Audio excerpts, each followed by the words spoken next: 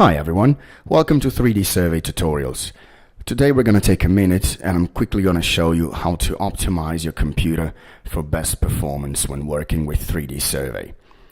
So we're going to go to our battery settings here, click Power Options and select High Performance. That's the first step to getting there.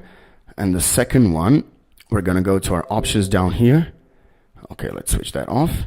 We're gonna go again, find your graphic card, click on with your right mouse button and go to your graphics options or your graphic card control panel. Find your 3D settings and then choose program settings. Now we're gonna have to add our 3D Survey to the list of programs. So click Add. Let's give it a few seconds. All right, here we are. Let's browse. We're going to go to Program Files. We're going to find 3D Survey and then select 3dsurvey.exe file. So we're going to do that. It's right there.